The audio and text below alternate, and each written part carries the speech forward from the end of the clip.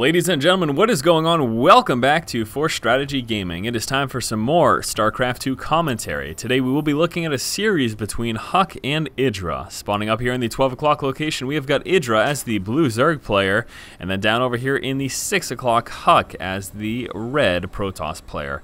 Huk versus Idra, Protoss versus Zerg, starting things off here on the map Terminus. Greedy Kid has 6k, wants one more. What a joke.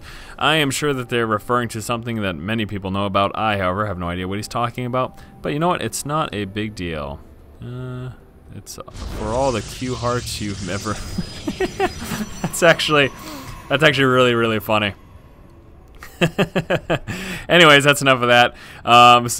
So right now we've got a Huk who appears to be coming out with a Forge Fast expand, dropping a pylon there at the front of his natural expansion, and then heading out with his scouts. As you can see, they are both on Team EG. So this is actually really funny because they're relatively chummy from what I've seen in interviews and discussions and stuff like that. They seem like they're good pals.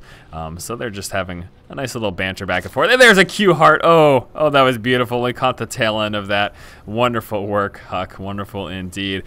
Scouting out Idra's base right now. This is probably going to force Idra to come out with a pool first as a response. And there you go. There's the spawning pool. Again, dealing with pylon harass when you're scouting right away. When you are scouted right away from a Protoss player as Zerg, dealing with pylon and possibly even cannon harass, just kind of makes it so that you rather play it safe, go out pool first, and then, you know, just kind of go from there. It's just not really worth it, as the probability is that as long as the Protoss player is paying even a little bit of attention, he'll be able to delay your expansion.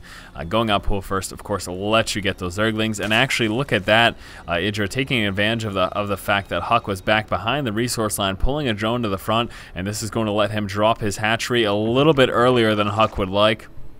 Huk would have liked this to have been out after the spawning pool finished and the Zerglings came out, something that actually would force that probe away. But again, Huk being behind that resource line allowed Idra to grab a drone that was much closer to that expansion than Huk's probe was, and as such, he was able to actually move on down and get that hatchery at about, what is that, 16 or 17 supply, as opposed to what it would have otherwise been around 21 supply had he had to wait for those first 2 to 4 Zerglings to pop.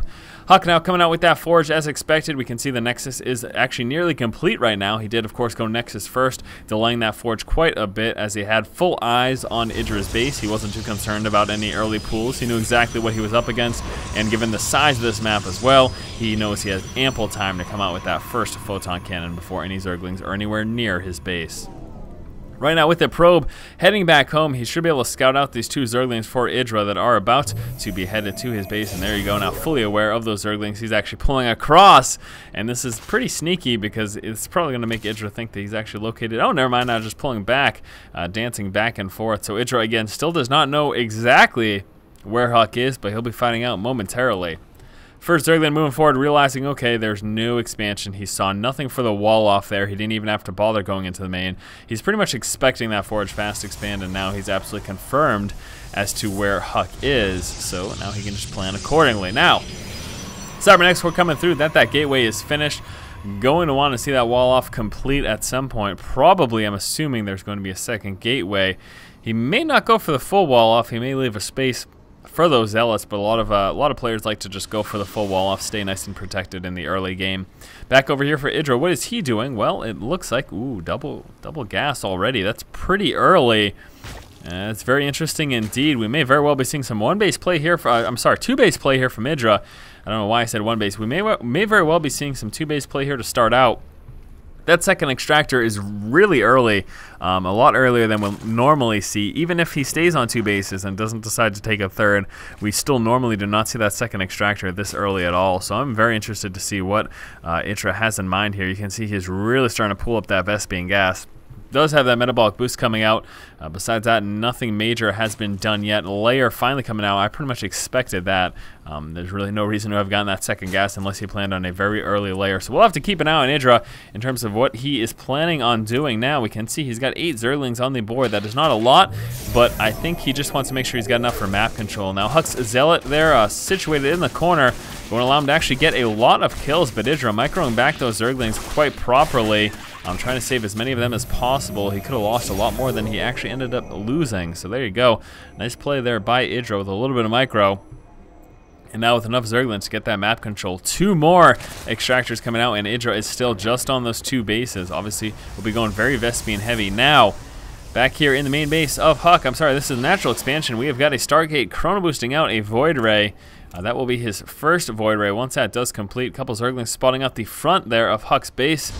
And normally, the follow-up to this type of opening is either going to be Gateway heavy or Stargate or Robo play. Clearly, I mean, that's really the only options. But the point is that he has decided to go for Stargate play, opening up with some Void Rays to allow him to do some harass. But look at that very fast Hydralisk Den here from Idra.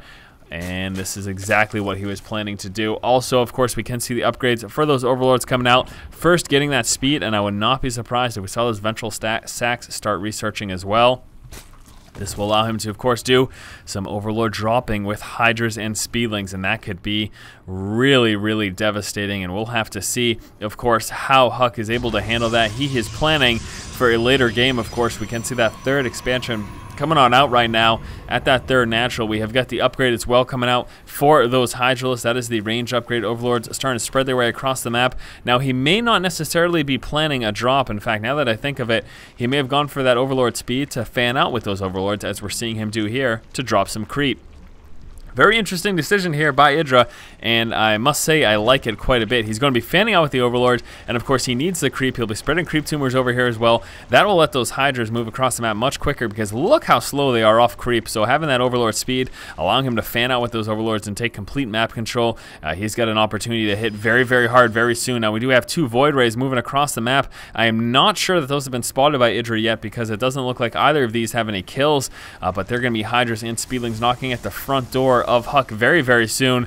We do have 1 Void Ray moving across the map, spotting a Queen, and that's perplexing. He spots the Hydras as well, so right now he is fully aware of what's going on. 2 Void Rays inside the main, but we've got 5 Hydras about to pop, and that is going to be able to quickly take out those Void Rays. These Void Rays should be dropping very soon, as long as Idra just kind of mounts them up together and engages. He is engaging one at a time, and that's not what he wants to do. At the same time, Hydra's at the front of Huck's base right now, going to start tearing through these buildings for this wall off.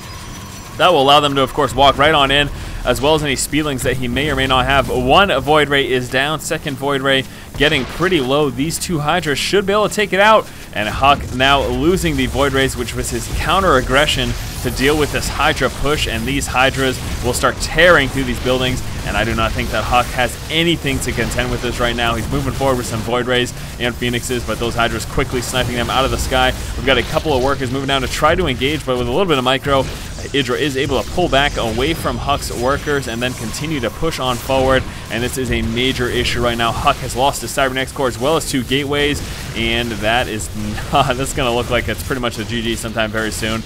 It's just a matter of time until we actually see it called, and there it is, Huck calling the GG. What a push from Idra. Huck opened up this game with a Forge Fast Expand, moving into a 3rd base as well as some Void Ray play. We saw a very fast layer off of 2 bases, as well as Overlord speed upgrade and Hydra upgrade. And then we saw Idra push out with an incredibly strong Hydra push. The damage is just so strong, was able to tear through Huck's frontal defenses. The Void Rays inside of Idra's main were quickly dispatched by some Hydras, and then this push again just ended up overwhelming Huck. Very nice time push there from Idra, very impressive indeed, and was pretty much a direct counter to what Huck was doing. Again, excellent play there by Idra. That was game number 1 here in the series between Idra and Huck. We'll be moving on to game 2 in just a moment. As always, if you like the content, please subscribe. Thank you for watching. Keep watching and keep owning.